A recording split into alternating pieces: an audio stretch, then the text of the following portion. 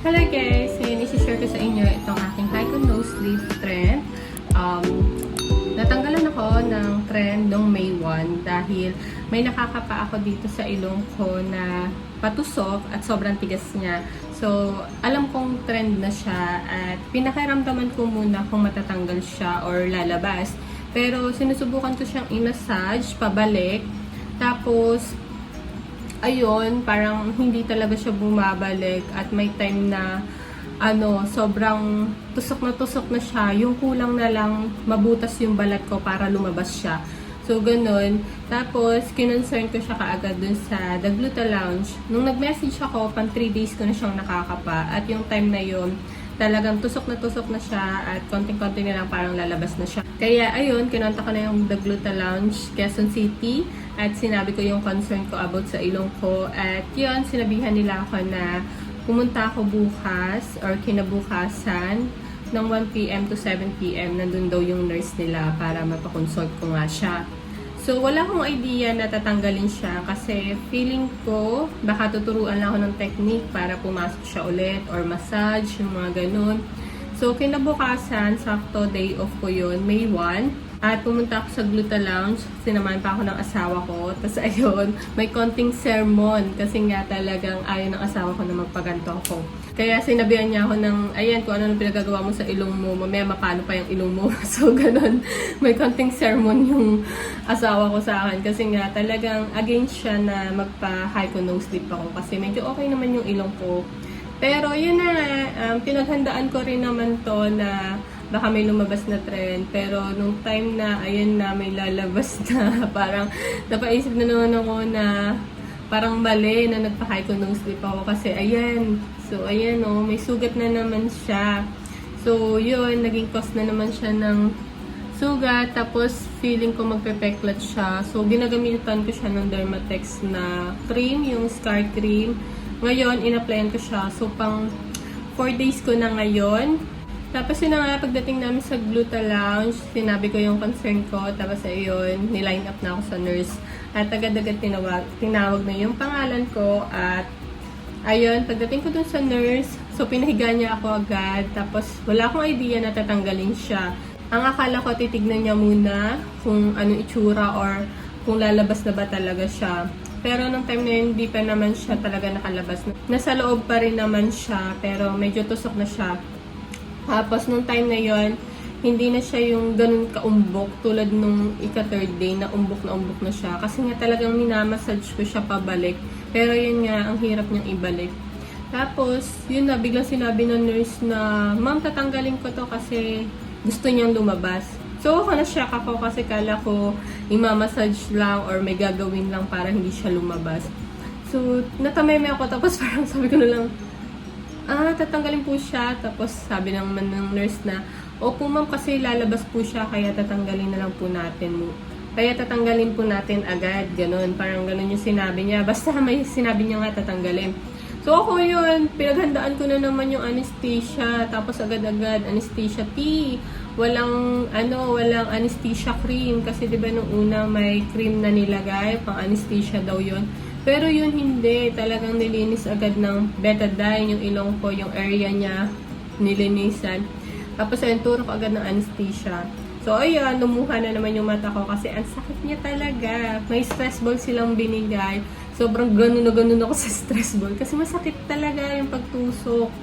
Yung pagpasok ng anesthesia. Sa tusok pa lang, medyo masakit na siya. Tapos lalo na pinapasok ng anesthesia. Masakit talaga siya, tapos napaaray pa ako. So, ayun.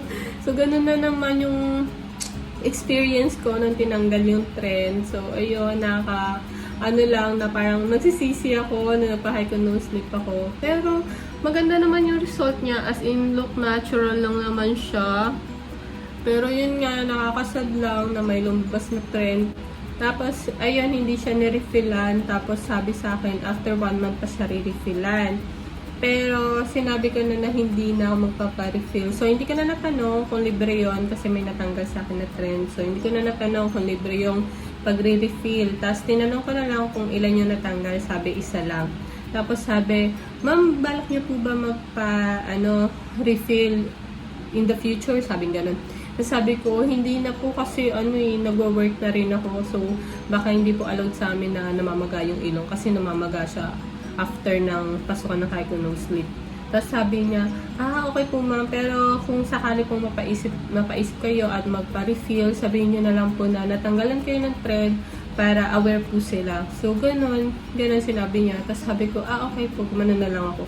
Pero, feeling ko ayoko na talaga kasi, ayan, sugatan na naman yung ilong ko.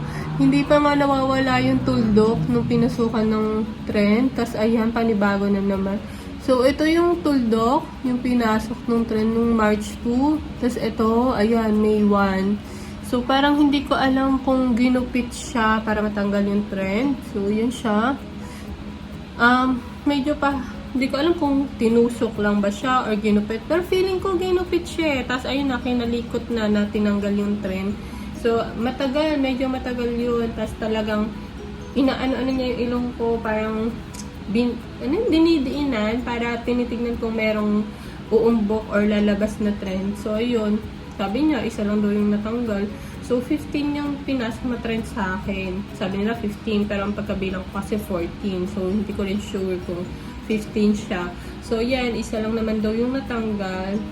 At, parang wala namang nagbago sa ilong ko. Hindi naman siya nabawasan ng taas. So, hindi ko alam kung yung natanggal is galing dito or galing dito. Tapos, yun nga, nung tinatanggal niya yung trend ko dito, yung dito, kasi may patusok yan. Ayun, nararamdaman ko siya dito, sa baba ng gums ko, or sa taas ng gums ko, ganun. Kasi, ginaganon-ganon nga, dinidindi niya yung ilong ko. So, yung dito sa loob, ayun, nagumagalaw din siya, tapos tumutusok siya sa parang gums ko. So, ganun yung feeling nung tinanggal yung trend niya, at masakit lang yung anesthesia. Tapos habang ginagawa siya, hindi naman siya ganun kasakit, pero nararamdaman ko siya. Tapos after nun, nakaramdam ako ng kirot, siguro nung nawala na yung anesthesia. Pero sobrang hindi naman ganun kasakit, kumikirot lang siya. Tapos ayun, in-advise na ako na 3 days ko daw hindi babasain yung sugat. So mag-band-aid daw ako para hindi siya mabasa. Pero kinabukasan, nabasa ko na siya kasi, ayun, lagkit na ako sa mukha ko. So, gusto ko na siyang, sabunan. So, nagsabon ako, pero ito hindi ko ito sinabunan. Tapos, nung binusan ko ng tubig yung mukha ko, pinupunasan ko kaagad tong ilong ko, yung area dito. Pinupunasan ko kaagad siya ng towel para hindi magstay yung tubig sa ilong ko. Tsaka, feeling ko naman nung day 1 na yun, or day 2, medyo tuyo na yung sugat niya kasi chinek ko muna kung may sugat pa ba siya, open pa ba yung wounds niya. Pero hindi naman na na siya, medyo tuyo-tuyo na yung sugat, kaya yun, binasa ko na siya, pero pinupunasan ko siya agad ng towel.